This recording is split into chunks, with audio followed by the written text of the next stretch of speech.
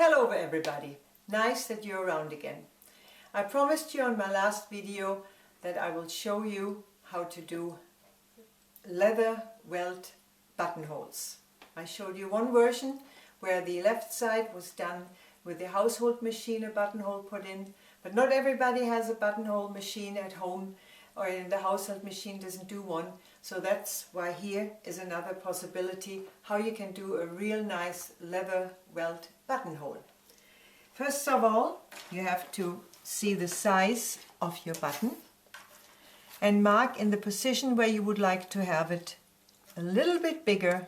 As you can see, here is my first marks. They're just a millimeter stuck over the button on each side. That's the first thing you mark.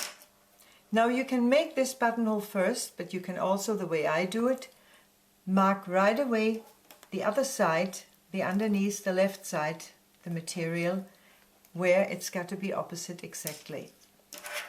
So you push your needles through and you mark it exactly where your buttonhole will be on the other side as well. As I said, mark it just a millimeter over on each side. Mark it on both sides exactly that they will be above each other.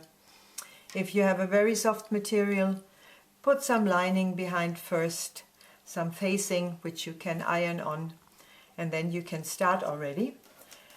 Last time we needed 2 little welts, which I cut 1.9 wide and 6 centimeters long for this buttonhole to be done.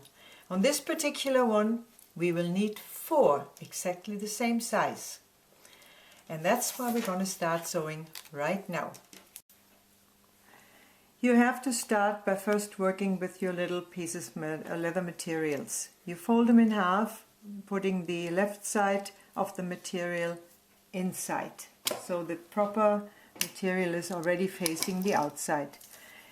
If you have a real leather or even this artificial leather, an imitate, and it wants to push under your needle, and just take a little cardboard or piece of paper that's a bit hard to help you stitch it nice and flat. Then the machine, as you can see, will not push the material forward. So you have a real flat lying little piece here. You do this to all 4 parts that we need for the buttonholes.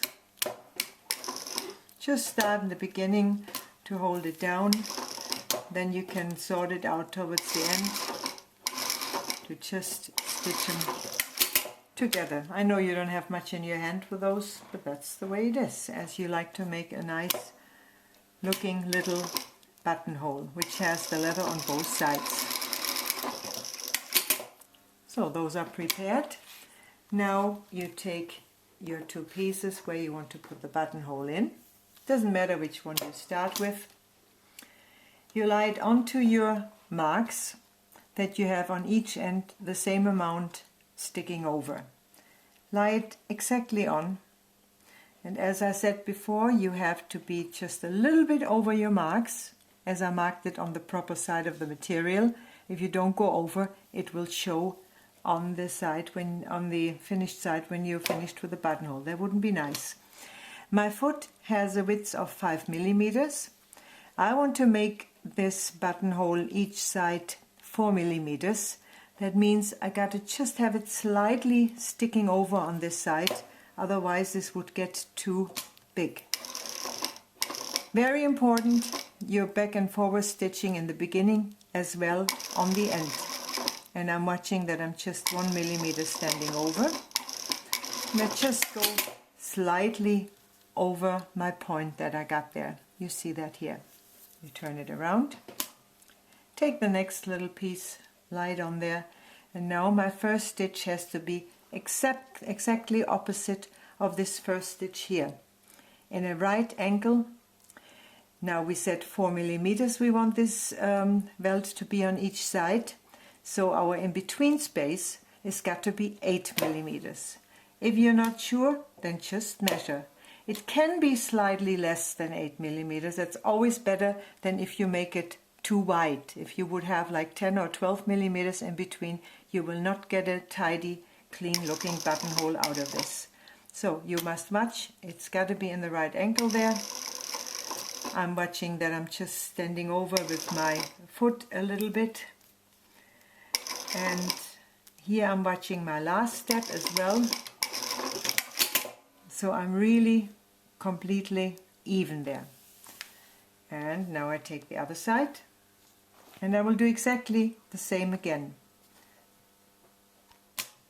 Think about the width you want, look where your point is, your mark is, go slightly over that it doesn't show out. Here's my last one. And I'm slightly over here as well. Turn it around, do exactly the same on this side. Opposite of the last stitch, got to be your first stitch here. And both your pieces are got to have exactly the same width, so it looks evenly when you're finished with it. Here, watch the last stitch again and go exactly even with that. Now we're turning this around. If you do not see your last stitch very well, then just make a little mark for yourself so you know where you got to cut to. Do this on both sides here. As this color in color stitch melts in very well, it's not always so easy to see. Important now underneath, put those pieces away. Do not cut into them because you need that bit of material that you got there. Start cutting right in the middle between your two seams and stop about 6-7 millimeters away from the end. And now in a triangle, cut towards that last stitch that you have there. So you have a little triangle there.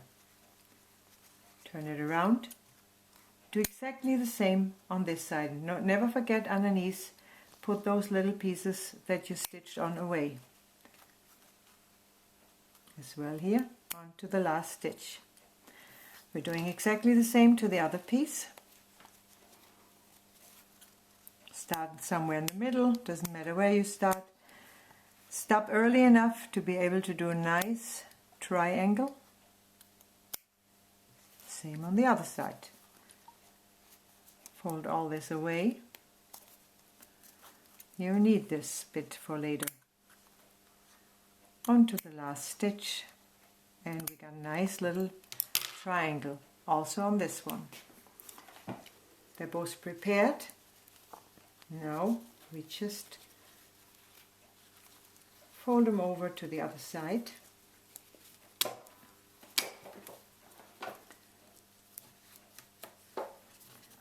Pull them on the left side in position first.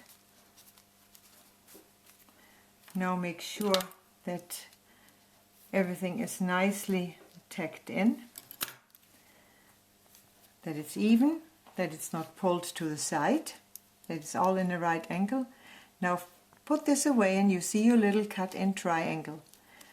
Pull those two pieces straight and flat and just stitch that on. The same you do on the other side.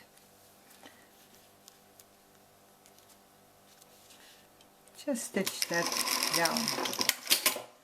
Now take your other piece, do exactly the same, pull it over to the left side,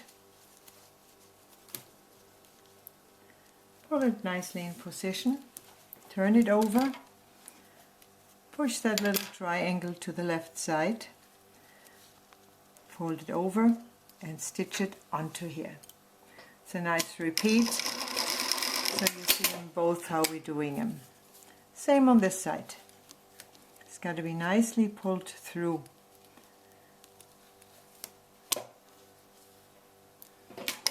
From corner to corner from your triangle. So we got them both prepared. Now we're going to, let's say would be your coat or your jacket, and this will be your double buttonhole, and we will do the front edge first. So put your two buttons that you made, buttonholes, exactly on top of each other in the width and also here exactly on top of each other. Now you can see that well there. Now you do your front from the jacket, stitch it a centimeter or whichever width you allowed for your seam, stitch it together. So that looks like that. Now of course it's up to you if you like to do a nice stitching along that edge, or if you only want to on the inside, stitch against it once so it lies flat. Because maybe you say, oh, I don't want no stitches here on the edge, but it's always good to do this on the left side, then you can see it's already lying flat down. And now that this is not all loose here, so you can easily get your buttonhole through, you have to fold this back and stitch the edges, these edges of the buttonholes on each side together. So it doesn't matter which side you start with. You fold it over. Again, here you look that they're really even. And you have this tiny little seam here from both. Here you see them lying on top of each other. Now you have to, exactly in the seam, stitch this first one together. You pull this back. Here's your edge. The top one is finished. It's not to open it again, but the bottom one is still all loose. So you got to do exactly the same with the bottom one. Also here, you pull this back, lie them exactly on top of each other, and now stitch in that seam them together. You can check here again on this end that they're lying evenly on top of each other. And you flap it open. Of course, if you have 3-4 buttonholes, you do exactly the same all the way along. It's no problem. And now you can go to the ironing board, or you can do what we did yesterday with the other buttonholes. You can stitch all the way around it. That is up to you. But I would say if you're not stitching this edge, you don't need to stitch around there either. You're just gonna iron it. Then you take your button and you give it a test if it nicely can go through.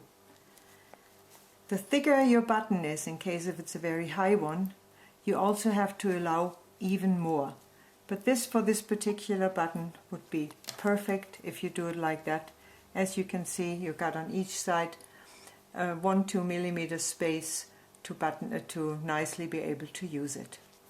So now I wish much fun by doing this buttonhole. I hope you enjoy it, and I hope you come around again to see my next tutorial. Bye, until next time.